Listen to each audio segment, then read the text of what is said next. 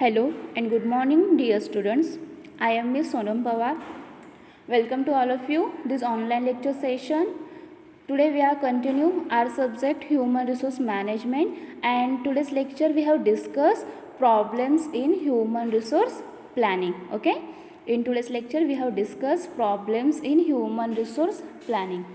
आज आपण या ठिकाणी ह्यूमन रिसोर्स मॅनेजमेंट या सब्जेक्टचं स्टडी करीत आहोत. आजच्या लेक्चर्समध्ये ह्यूमन रिसोर्सचे प्लॅनिंग करताना नक्की कोणत्या प्रॉब्लेम्सना फेस करावे लागते, ते प्रॉब्लेम्स कोणते आहेत त्यांचे डिस्कशन आज या लेक्चर्समध्ये करणार आहोत. तर प्रिव्हियस लेक्चर्समध्ये आपण ह्यूमन रिसोर्स प्लॅनिंग ही कन्सेप्ट नक्की काय आहे, त्याचे मीनिंग, त्याचबरोबर ह्यूमन रिसोर्सचे प्लॅनिंग करणे का गरजेचे आहे, त्याची आवश्यकता काय आहे, त्याचे ऑब्जेक्टिव्स कोणते आहेत, आणि या ह्यूमन रिसोर्सचे प्लॅनिंग करताना जे इंटरनल आणि एक्सटर्नल फॅक्टर्स अफेक्ट करतात त्यांचे देखील डिस्कशन ऑलरेडी आपण प्रिव्हियस लेक्चर्समध्ये केलेले आहे. तर तुम्हाला माहितीच आहे की ह्यूमन रिसोर्स प्लॅनिंग म्हणजे काय. तर प्रत्येक बिझनेस ऑर्गनायझेशनची मेन असेट म्हणजे ह्यूमन रिसोर्स. ओके, जो एम्प्लॉई आहे, जो वर्कर आहे, तो त्या ऑर्गनायझेशनची मेन असेट असते. मग जो ह्यूमन रिसोर्स आहे त्यांचं योग्य त्या प्रकारे प्लॅनिंग करणे आवश्यक आहे, कारण की बिझनेस ऑर्गनायझेशनमध्ये अनेक ॲक्टिव्हिटीज केल्या जातात. मग त्या ॲक्टिव्हिटीज असतात ते कंप्लीट करण्यासाठी टाईम टू टाईम ते कंप्लीट करण्यासाठी त्या ठिकाणी ह्यूमन रिसोर्सची आवश्यकता असते, कारण की त्या ऑर्गनायझेशनमध्ये लँड, मशिनरी असे वेगवेगळे जे रिसोर्सेस आहेत ते असून काही त्याचा उपयोग नाही आहे. तर त्यासाठी ती जी काही मशिनरीज असतील, ओके, ते योग्य त्या प्रकारे हँडल करण्यासाठी त्या ठिकाणी ह्यूमन रिसोर्सची आवश्यकता असते. त्याचबरोबर जे पैसा असतो तो पैसा प्रत्येक कामासाठी योग्य त्या प्रकारे खर्च करता यावा यासाठी त्या ठिकाणी ह्यूमन रिसोर्सची आवश्यकता असते. जे प्रोडक्ट तयार केले जाते, जे सर्व्हिसेस कस्टमर्सला प्रोव्हाइड केली जाते, ते क्वालिटेटिव्ह प्रोव्हाइड करण्यासाठी ह्यूमन रिसोर्सची आवश्यकता असते. म्हणून ती प्रत्येक बिझनेस ऑर्गनायझेशन या ह्यूमन रिसोर्सचे योग्य त्या प्रकारे प्लॅनिंग करीत असते. आणि ह्यूमन रिसोर्स मॅनेजमेंटमधील अत्यंत इम्पॉर्टंट असे हे एक फंक्शन आहे, कारण की ऑल ओव्हर जो काही बिझनेस आहे तो यावरती अवलंबून असतो. आता ह्यूमन रिसोर्सचं प्लॅनिंग करणे म्हणजे नक्की काय. तर जो ह्यूमन रिसोर्स आहे, जे वर्कर्स आहे ते रिक्रूट करणे, त्यांचं सिलेक्शन करणे, त्यांची डेव्हलपमेंट, त्यांना ट्रेनिंग देण्याचे काम, त्यांना टाईम टू टाईम मोटिवेट करण्याचे काम, असे अनेक फंक्शन्स हे HR मॅनेजरला करावे लागतात. आणि या ह्यूमन रिसोर्सचं प्लॅनिंग देखील ते HR मॅनेजर करीत असतो. मग असे प्लॅनिंग करताना त्यांना नक्की कोणते प्रॉब्लेम्स फेस करावे लागतात ते आपण या ठिकाणी डिस्कस करीत आहोत. तर human resource planning is a vital sub activity of the employment function in an organisation. जी काही संघटना आहे, जी काही संस्था आहे, त्या ऑर्गनायझेशनची एम्प्लॉयमेंट फंक्शनमधील जी मेन सब ॲक्टिव्हिटी कोणती असेल ती म्हणजे ह्यूमन रिसोर्स प्लॅनिंग होय. And employment process begins with human resource planning, but it never ends with this function. तर जे काय एम्प्लॉयमेंट प्रोसेस आहे त्याची स्टार्टिंग हे कुठून होते, तर ह्यूमन रिसोर्सचे प्लॅनिंग करण्यापासून त्याची स्टार्टिंग होत असते. त्याचबरोबर हे ह्यूमन रिसोर्स आहे तो त्या ऑर्गनायझेशनमध्ये जे ॲक्टिव्हिटीज कंप्लीट करावे लागतात त्यासाठी किती आवश्यक आहे, इन प्रेझेंट सिच्युएशनमध्ये किती आवश्यकता आहे त्या ह्यूमन रिसोर्सचे हे फाइंड आउट करण्यासाठी हे ह्यूमन रिसोर्सचे प्लॅनिंग करावे लागते. त्याचबरोबर इन फ्युचरमध्ये ते ह्यूमन रिसोर्सची आवश्यकता किती भासणार आहे ते देखील फाइंड आउट करण्यासाठी हे प्लॅनिंग करणे गरजेचे असते. कारण इन फ्युचर मध्ये जर त्या ऑर्गनायझेशनला जर त्यांनी काहीच प्लॅनिंग नाही केले तर त्यांना फाइंड आउट करता येणार नाही की जे काही ॲक्टिव्हिटीज कंप्लीट करायचे आहे ते कंप्लीट करण्यासाठी ह्यूमन रिसोर्सची आवश्यकता नक्की किती आहे. मग जर असं प्लॅनिंग केले नाही तर त्यांना अनेक प्रॉब्लेम्स फेस करावे लागतात. त्याचबरोबर असं प्लॅनिंग करताना योग्य त्या प्रकारचे त्या ऑर्गनायझेशनमध्ये एम्प्लॉईज त्यांना मिळवावे लागतात. त्यासाठी ते फर्स्टली जे काही ऑर्गनायझेशनमध्ये जॉब पोझिशन आहे, ओके, त्या जॉब पोझिशनचे पहिल्यांदा ॲनालिसिस करतात. त्या ॲनालिसिसच्या बेसिसवरती योग्य तो एम्प्लॉईज ते रिक्रूट करीत असतात. रिक्रूट केलेल्या एम्प्लॉईजमधूनच जो एलिजिबल व्यक्ती ठरतो त्याचं सिलेक्शन केले जाते. सिलेक्शन केल्यानंतर त्याला ते जे काम करणार आहे त्याचे ट्रेनिंग देणे आवश्यक असते. मग त्याला ट्रेनिंग देण्याचे काम हे ती ऑर्गनायझेशन योग्य त्या प्रकारे करीत असते. त्यासाठी वेगवेगळे ट्रेनिंग प्रोग्राम्स ऑर्गनाईज केले जातात. त्याचबरोबर जे ह्युमन रिसोर्स आहे त्यांना काम करताना जे त्या ठिकाणी काम करतात, जो काही वर्कप्लेस आहे त्या ठिकाणी त्यांना अनेक फॅसिलिटीज प्रोव्हाइड केल्या जातात, कारण की त्यांनी चांगल्या पद्धतीने काम करावे, त्यांनी त्यांचा परफॉर्मन्स त्या ठिकाणी चांगला करावा, यासाठी त्यांना अनेक फॅसिलिटीज देखील ऑर्गनायझेशन प्रोव्हाइड करीत असते. त्याचबरोबर आता हा जो ह्युमन रिसोर्स आहे त्याला मोटिवेट करण्याची गरज असते. त्यासाठी देखील ती ऑर्गनायझेशन अनेक मोटिवेशन प्रोग्राम्स देखील ऑर्गनाईज करीत असते आणि त्या मोटिवेशनल प्रोग्राममधून त्या एम्प्लॉईजना काम करण्यासाठी आणखीन जास्त काम करण्यासाठी आणि जे काही काम करतात ते चांगल्या पद्धतीने करण्यासाठी मोटिवेट करीत असतात. त्याचबरोबर जो ह्युमन रिसोर्स आहे त्यांचे जे काही फ्युचर आहे ते ब्राईट होण्यासाठी त्यांनी त्यांच्या करिअरकडे लक्ष द्यावे, यासाठी देखील जी काही ऑर्गनायझेशन आहे ते त्याकडे लक्ष देत असते. मग अशा अनेक गोष्टींसाठी त्या ह्युमन रिसोर्सचं प्लॅनिंग हे करावे लागते, कारण की जो ह्युमन रिसोर्स आहे तो ह्युमन रिसोर्स कशा पद्धतीचे त्या ऑर्गनायझेशनमध्ये लागणार आहे, त्याचे क्वालिफिकेशन काय असले पाहिजे, त्याच्याकडे कोणत्या प्रकारचे नॉलेज पाहिजे, हे फाइंड आउट करण्यासाठी या ह्युमन रिसोर्स प्लॅनिंग करणे गरजेचे आहे. त्याचबरोबर जे ट्रेनिंग प्रोग्राम्स ऑर्गनाईज केले जातात ते ट्रेनिंग प्रोग्राम्स कधी ऑर्गनाईज केले पाहिजे, त्यांना मोटिवेशन करण्यासाठी प्रोग्राम्स ऑर्गनाईज करावे लागतात, ते देखील करण्यासाठी या ह्युमन रिसोर्सचं प्लॅनिंग करावे लागते.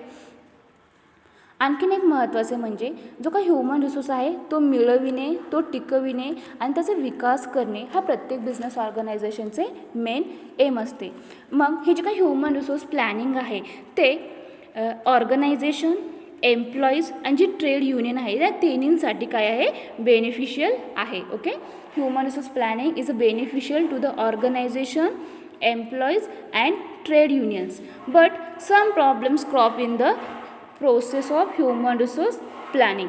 तर जे काय ह्युमन रिसोर्सची प्लॅनिंग आहे त्या प्लॅनिंगच्या प्रोसेसमध्ये काही प्रॉब्लेम्स निर्माण होतात.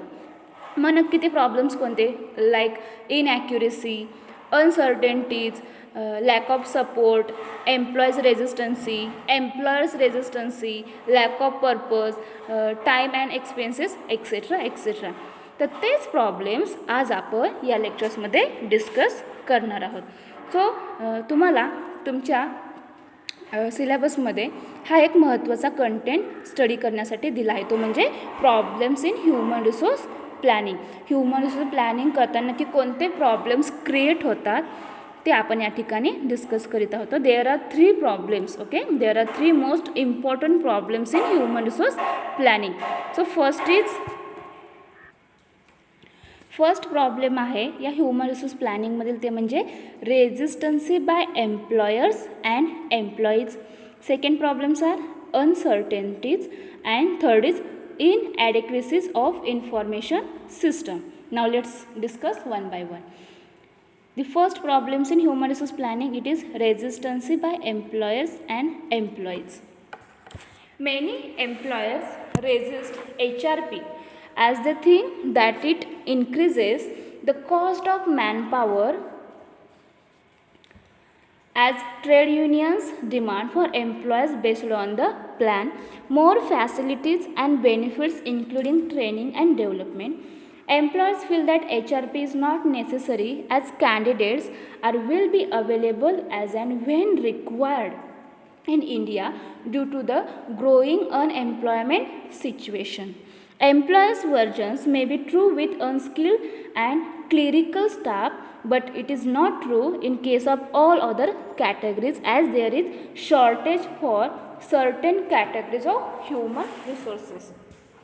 So this is the first problems of human resource planning. Human resource planning मधील first problem कोणता आहे तर तो resistancy by employers and employees.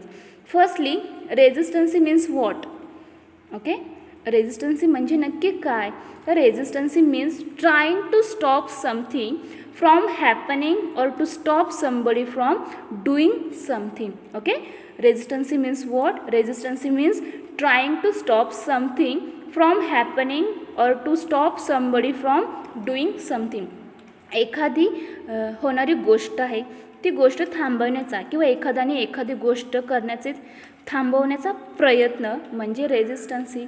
त्याचबरोबर रेजिस्टन्सी म्हणजे एखाद्या व्यक्तीला किंवा एखाद्या गोष्टीला केलेला विरोध किंवा प्रतिकार होय. ओके, जे काही ऑर्गनायझेशन आहे त्या ऑर्गनायझेशनमध्ये अनेक चेंजेस हे होत असतात. ओके, मग ते जे काही चेंजेस होत असतात तर चेंजेस जर त्या एम्प्लॉयर्सना मान्य नसेल तर ते काय करतात, त्या गोष्टीला प्रतिकार करीत असतात, त्याला विरोध करीत असतात, म्हणजेच रेजिस्टन्सी होय. अनेक एम्प्लॉयर्स हे ह्युमन रिसोर्स प्लॅनिंगला काय करतात, रेजिस्टन्सी म्हणजे विरोध करतात. कारण त्यामुळे जो काही ह्युमन रिसोर्स आहे, जी मॅनपॉवर आहे, त्यांची कॉस्ट हे इन्क्रीज होत असते. कारण की आता आवश्यक असणारा ह्युमन रिसोर्स मिळवायचा म्हटले की त्याला अनेक गोष्टी त्या ठिकाणी करावी लागतात. फर्स्टली जी काही ऑर्गनायझेशन त्या ऑर्गनायझेशन जॉब पोझिशन असतात त्यांचे ॲनालिसिस करावे लागतात. त्यासाठी नंतर मग ॲनालिसिस केल्यानंतर रिक्रुटमेंट प्रोसेस त्या ऑर्गनायझेशन ही करावी लागते, ठरवावी लागते की नक्की एम्प्लॉईज कशा पद्धतीने रिक्रूट केले पाहिजे. त्यानंतर त्यांचं सिलेक्शन करावे लागते. मग सिलेक्शन करताना अनेक गोष्टी त्या ठिकाणी कराव्या लागतात, त्यांना ट्रेनिंग द्यावे लागते, त्यांचं डेव्हलपमेंट करण्यासाठी अनेक ॲक्टिव्हिटीज त्या ऑर्गनायझेशनला करावी लागतात. मग यासाठी अनेक खर्च त्या ऑर्गनायझेशनचा होत असतो. म्हणून ते एम्प्लॉयर्स काय करतात, जे काही ह्युमन रिसोर्स प्लॅनिंग केली जाते त्याला विरोध करतात. कारण त्यामुळे त्या मॅनपॉवरची त्या ह्युमन रिसोर्सची कॉस्ट हे इन्क्रीज होते. एम्प्लॉयची ट्रेड युनियन असते, त्याचबरोबर त्यांचे अनेक डिमांड असतात. त्यामध्ये एम्प्लॉयचं डेव्हलपमेंट व ट्रेनिंग द्यावे ही खूप महत्त्वाची ट्रेड युनियनची असते. त्यामुळे जे काही ऑर्गनायझेशन आहे त्या ऑर्गनचा खर्च देखील वाढत असतो. Trade unions and employees also resist HRP as they view that it increases the workload of employees and prepares programs for securing human resources mostly from outside.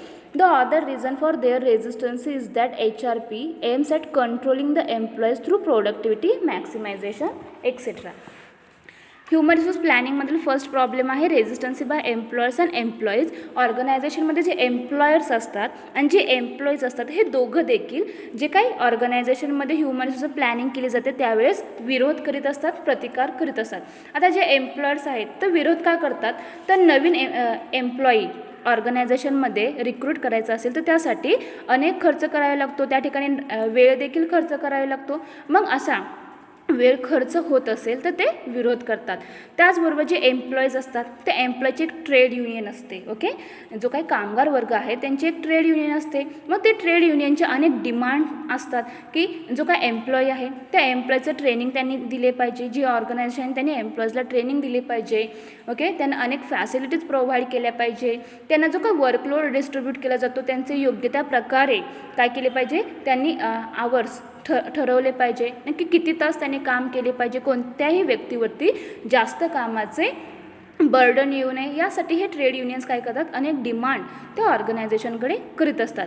मग यामुळे जे एम्प्लॉयर्स असतात त्यांना हे ह्युमन रिसोर्स प्लॅनिंग करणे गरजेचे नाही असे वाटते. ओके, मग ते एम्प्लॉयर्स काय करतात की हे ह्युमन रिसोर्स प्लॅनिंग कशासाठी केली पाहिजे असे जर ट्रेड युनियनचे काही डिमांड असतील आणि ते कंप्लीट करणे आवश्यक असते.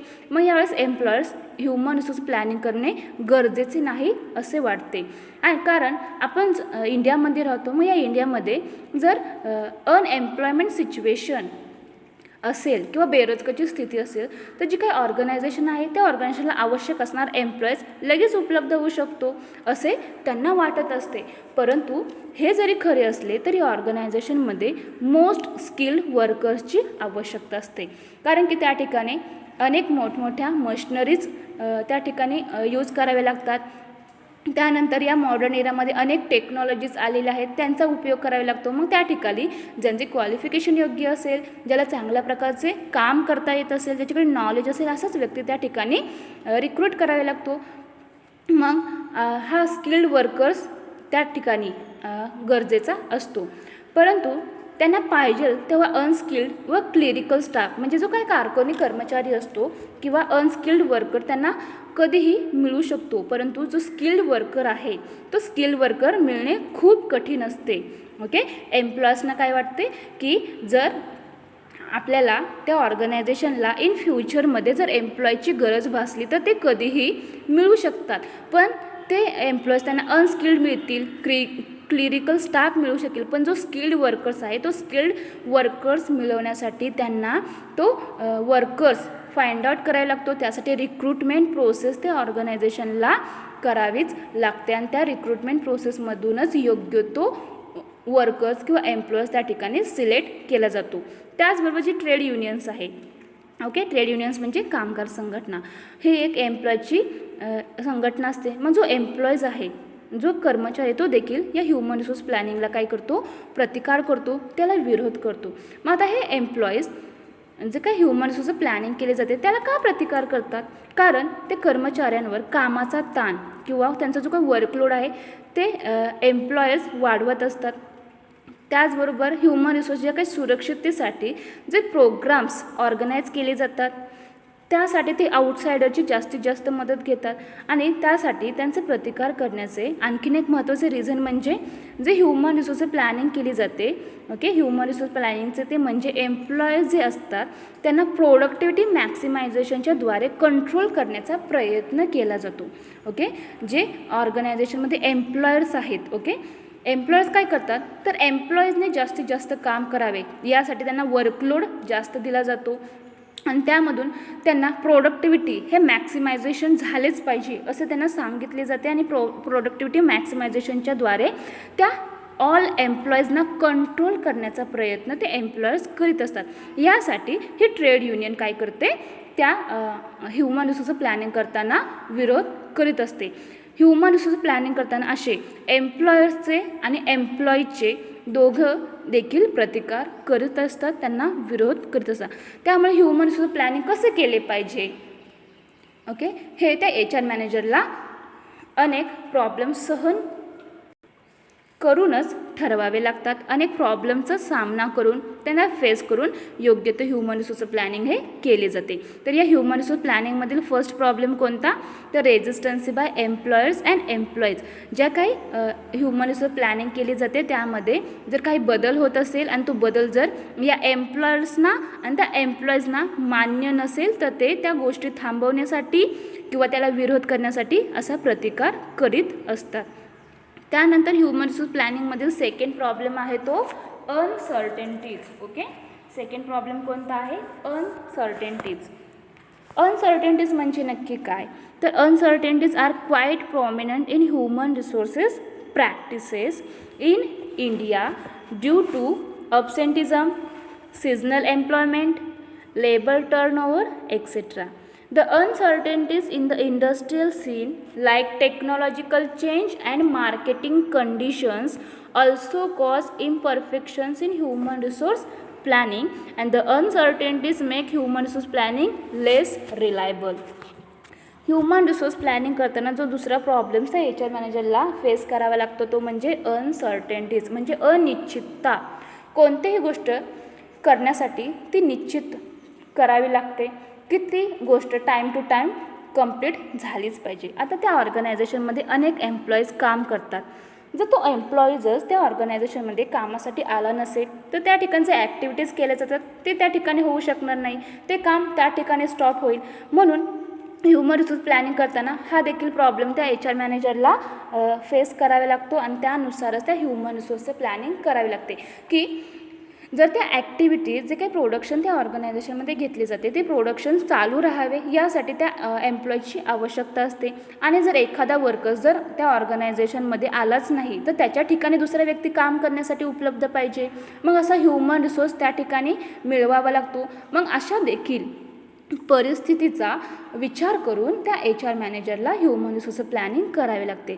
आता हा ह्युमन रिसोर्स जो काय आहे जो एम्प्लॉईज आहे तो ऑर्गनायझेशनमध्ये कामासाठी काय येत नसेल तर काही वर्कर्स हे अब्सेंट असतात.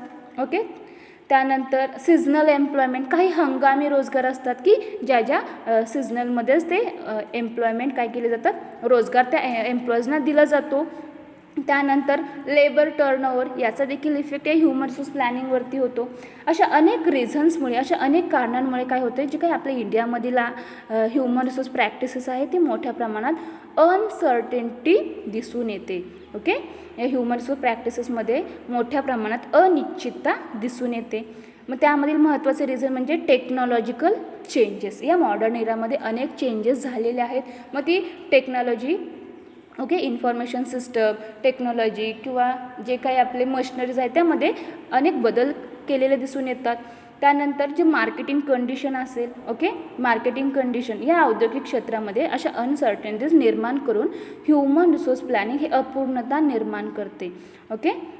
म्हणून जी काही अनसर्टनिटीज आहे ती ह्युमन रिसोर्स प्लॅनिंगचे करताना कमी विश्वासार्ह आहे असे क्रिएट होत असते. ती जी काही ह्युमन रिसोर्स प्लॅनिंग केली जाते ती अनसर्टनिटीजमुळेच लेस रिलायबल आहे असे दिसते. परंतु ह्युमन रिसोर्स प्लॅनिंग करताना अशा अनेक गोष्टींचा विचार करूनच तो HR मॅनेजर काय करतो, ह्युमन रिसोर्स प्लॅनिंग करीत असतो. आता अनसर्टनिटीज म्हणजे काय, अनिश्चितता. जे एम्प्लॉईज आहे ते एम्प्लॉईज टाईम टू टाईम त्या ऑर्गनायझेशनमध्ये काम करण्यासाठी उपस्थित नसतील. त्याचबरोबर काही सिजनल एम्प्लॉयमेंट म्हणजे हंगामी रोजगारावरती जे एम्प्लॉईज काम करतात त्यामुळे देखील अशी अनसर्टनिटीज निर्माण होते. त्याचबरोबर लेबर टर्नओव्हरमुळे देखील अशी अनसर्टनिटीज त्या ऑर्गनायझेशनमध्ये क्रिएट होत असते. त्याचबरोबर टेक्नॉलॉजीमध्ये काही चेंजेस झाले असेल, कारण की प्रत्येक व्यक्तीला अनेक गोष्टींचे नॉलेज नसते. मग त्यांना नॉलेज देण्यासाठी खूप वेळ जातो. मग अशा टेक्नॉलॉजी चेंजेसमुळे देखील अनसर्टनिटी निर्माण होते. त्यानंतर मार्केटिंग कंडिशनचा देखील अफेक्ट त्या ह्युमन रिसोर्स प्लॅनिंगवरती होतो आणि त्याच्यामधून अनसर्टनिटी म्हणजे अनिश्चितता त्या ऑर्गनायझेशनमध्ये दिसून येते. आणि हा या ह्युमन रिसोर्स प्लॅनिंगमधील आणखीन एक महत्त्वाचा प्रॉब्लेम आहे. त्यानंतर थर्ड अँड लास्ट प्रॉब्लेम म्हणजे इनॲडिक्वेसीज ऑफ इन्फॉर्मेशन सिस्टम. ओके. जी काही इन्फॉर्मेशन सिस्टम आहे त्या इन्फॉर्मेशन सिस्टमचा देखील या ह्युमन रिसोर्स प्लॅनिंगवरती परिणाम होत असतो. Information systems regarding human resources. Okay. Information system regarding human resources has not yet fully developed in Indian industries due to low status given to personnel department and less importance attached to human resource planning. The reliable data and information about the economy, other industries, labor market, trends in human resource etc. are not available. आता information सिस्टमचा या human resource प्लॅनिंगवरती कशा प्रकारे नक्की परिणाम होतो, हा नक्की प्रॉब्लेम काय आहे, ही अडचण नक्की काय आहे. तर जे एम्प्लॉईज आहे त्या एम्प्लॉईजची जी काही इन्फॉर्मेशन आहे ती अदर इंडस्ट्रीमधील त्याचबरोबर लेबर मार्केटमधील जे काही ट्रेंड्स असतील ते ह्युमन रिसोर्सचे ही यांची इन्फॉर्मेशन कोणत्याही ठिकाणी त्यांचा डेटा हा कलेक्ट करून ठेवला जात नाही. त्याबद्दलची रिलायबल डेटा माहीत नसल्यामुळे अशा प्रॉब्लेम्स त्या ह्युमन रिसोर्स प्लॅनिंग करताना त्या ऑर्गनायझेशनला त्या HR मॅनेजरला फेस करावे लागतो. कर्मचारी वर्गाला दिलेला कमी दर्जा, ओके, आणि ह्युमन रिसोर्स प्लॅनिंगला कमी महत्त्व यामुळे आपल्या या इंडियामधील जे इंडस्ट्रीज आहेत, ओके, आपल्या भारतीय उद्योगामध्ये जे ह्युमन रिसोर्सशी संबंधित जी इन्फॉर्मेशन कलेक्ट केली जाते, जी इन्फॉर्मेशन सिस्टम आहे ती आत्तापर्यंत कम्प्लिटली डेव्हलप झालेली नाही आहे. मग त्याचबरोबर जी आपली इकॉनॉमी आहे, जी अर्थव्यवस्था आहे, जे अदर इंडस्ट्रीज आहे, जे इतर उद्योग आहेत, त्यानंतर लेबर मार्केट आणि जे ह्युमन रिसोर्समधील वेगवेगळे ट्रेंड्स आहेत इत्यादींविषयी कोणत्याही प्रकारची रिलायबल डेटा म्हणजे विश्वसनीय माहिती, ओके, उपलब्ध होत नाही. या उपलब्ध माहिती होत नसल्यामुळे नक्की ते ह्युमन रिसोर्स प्लॅनिंग कशी केली पाहिजे हे त्या HR मॅनेजरला नक्की समजत नाही. यासाठी हे प्रॉब्लेम्स त्या HR मॅनेजरला फेस करावे लागतात आणि ह्युमन रिसोर्स प्लॅनिंग करताना असे अनेक प्रॉब्लेम्स क्रिएट होत असतात. त्यामधील मेन प्रॉब्लेम म्हणजे resistancy by employers and employees. त्यानंतर सेकंड प्रॉब्लेम आहे अनसर्टनिटीज आणि थर्ड आहे इनॲडिक्वेसीज ऑफ इन्फॉर्मेशन सिस्टम. कारण की ह्युमन रिसोर्स प्लॅनिंग करायचे असेल तर त्या ठिकाणी एम्प्लॉयर्स आणि एम्प्लॉईज या दोघांचे देखील काय असले पाहिजे, त्या ठिकाणी जे काही डिमांड असतील त्या मान्य झाल्या पाहिजेत. त्यांनी त्या ह्युमन रिसोर्स प्लॅनिंग करण्यासाठी मदत केली पाहिजे. त्यानंतर अनसर्टनिटीज त्या ठिकाणी देखील कमी झाली पाहिजे आणि जो ह्युमन रिसोर्स आहे त्या ह्युमन रिसोर्सची त्याचबरोबर ज्या कंट्रीमध्ये आपण राहतो म्हणजे आपल्या इंडियामधील जे ह्युमन रिसोर्स आहे, जी अर्थव्यवस्था आहे, जी इतर उद्योग आहेत त्यांची ऑल इन्फॉर्मेशन, त्यांची रिलायबल डेटा आणि माहिती उपलब्ध झाली तरच या ह्युमन रिसोर्स प्लॅनिंग योग्य त्या प्रकारे करता येते. म्हणून असे अनेक प्रॉब्लेम्स हे ह्युमन रिसोर्स प्लॅनिंग करताना क्रिएट होत असतात आणि तेच प्रॉब्लेम आज आपण या लेक्चरमध्ये डिस्कस केलेले आहेत. ओके, आज आपण या लेक्चर्समध्ये ह्युमन रिसोर्स प्लॅनिंग करताना जे काही प्रॉब्लेम्स क्रिएट होतात त्यांचे डिस्कशन केले आहे. त्यामधील मेन प्रॉब्लेम्स म्हणजे resistancy by employers and employees, त्यानंतर सेकंड प्रॉब्लेम आहे अनसर्टेनिटीज अँड लास्ट आहे इनॲडिक्वेसीज ऑफ इन्फॉर्मेशन सिस्टम. असे तिन्ही प्रॉब्लेम्सला हे मेन प्रॉब्लेम्स आहेत ते ह्युमन रिसोर्स प्लॅनिंगमधील ते क्रिएट होत असतात. तर नेक्स्ट लेक्चरला आपण हे ह्युमन रिसोर्सचे प्लॅनिंग करताना जी काही प्रोसेस आहे ती प्रोसेस कोणती आहे, त्यामध्ये नक्की कोणत्या स्टेप्स इन्वॉल्व आहेत त्यांचे डिस्कशन करणार आहोत. Okay, thank you.